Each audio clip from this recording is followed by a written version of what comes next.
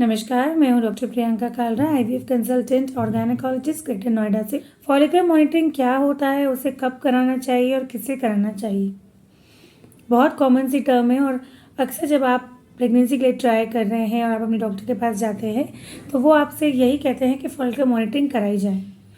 आइए जानते हैं कि क्या होता है। जब भी किसी पेशेंट को, किसी फीमेल को एग बनता है तो वो एग एक फॉलिकल के अंदर रहता है, जो कि एक फ्लूइड फिल्ड स्ट्रक्चर होता है। ये फॉलिकल हमारे पीरियड्स के सेकेंड थर्ड डे से बनता हुआ 13-14 डे के अराउंड बनता है। और जब ये रप्चर होता है तो इसमें से जो एग निकलता है वो स्पर्म के साथ फर्टिलाइज होता है। अब इस स्टेजिंग को मॉनिटर करना और ये फाइंड आउट करना कि आपके फर्टाइल विंडो कब है, उसे फॉलिकुलर मॉनिटरिंग कहते हैं। Follicular monitoring usually ideally start होनी चाहिए सेकेंड या थर्ड डे से, जब एक बेसलाइन स्कैन किया जाता है जिसमें पता लगाया जाता है कि कोई सिस्ट वगैरह तो नहीं और आपका एंटल फॉलिकल काउंट यानी कि ओवेरियन रिजर्व कैसा है। उसके बाद यूजुअली 9th या 10th डे आपको बुलाया जाता है और हर 1 या 2 दिन छोड़ के आपके फॉलिकल की ग्रोथ को देखा जाता है जब तक कि ओवुलेशन ना हो जाए। मोटा मोटा इसी को हम कहते हैं फॉलिकुलर मॉनिटरिंग। ये किसे करानी चाहिए?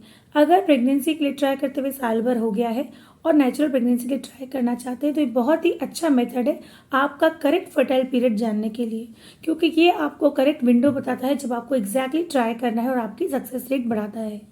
अगर आपके साइकिल्स इरेगुलर हैं, आपको पीसीओएस या डिलेड साइकिल्स हैं, तो आपके लिए ये भी बहुत ज़रूरी है, क्योंकि तभी आप पता कर सकते हैं कि आपका एग कब बनता है और आपको कब ट्राई करना है।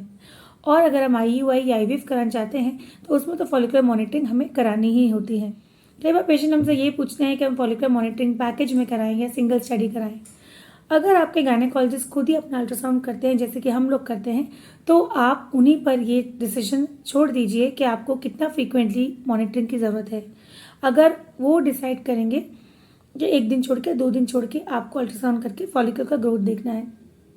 फॉलिकल की ग्रोथ के साथ एंडोमेट्रियम यानी कि यूट्रस की लाइनिंग, उसका ब्लड फ्लो भी देखा जाता है और कई तरह के फैक्टर्स असेस किए जाते हैं। लेकिन अगर आप बाहर से अल्ट्रासाउंड कराते हैं, आपके गायनेकोलॉजिस्ट आपको रेडियोलॉजिस्ट के पास भेजते हैं, तो अगर आपके साइकिल्स रेगुलर हैं तो आप पैकेज के लिए जा सकते हैं। लेकिन अगर आपके साइकिल्स डिलेड हैं तो आपका एग हो सकता है स्लोली बने, और उस केस में इंडिविजुअल स्टडी आप कराना, फॉलिकुलर स्टडी अगर आप कराते हैं इंडिविजुअल पैकेज ना लेके इंडिविजुअली, तो वो आपको ज़्यादा रीजनेबल पड़ेगा।